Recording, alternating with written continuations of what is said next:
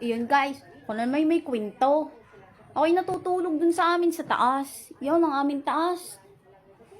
Pagkakaingay ng manok, ang manok na rin, manok ng aking kapitbahay. Pero sa akin nakikitambang. Pero yung kapitbahay kong mayari ng manok ay asawa ng kapatid ng aking asawa. Yun.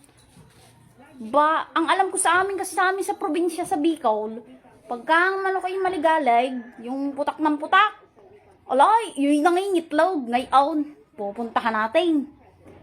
Gagawin ko, baka may itlog, nanakawin ko. Siyempre, magtatago tayo kasi baka mamaya mahuli tayo ng aking ano kang tawag doon? Parang bilas ata ang tawag doon Ngayon pupunta tayo din sa akin likuran. Ay, kita nyo naman rin akin likuran, kadaming sampay. O may tanim na silay. Ayan ang aking mga tanim.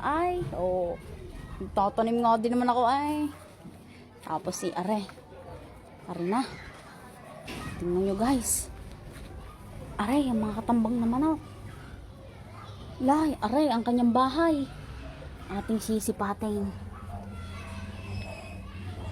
Putang na, may itlog na. Guys. Ay, atin ang nanakawin ng itlog na rin.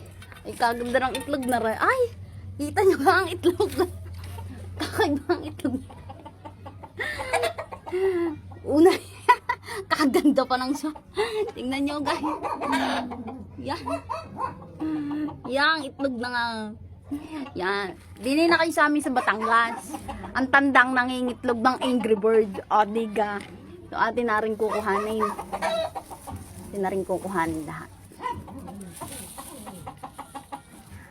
Guys, kinuha ko na lahat.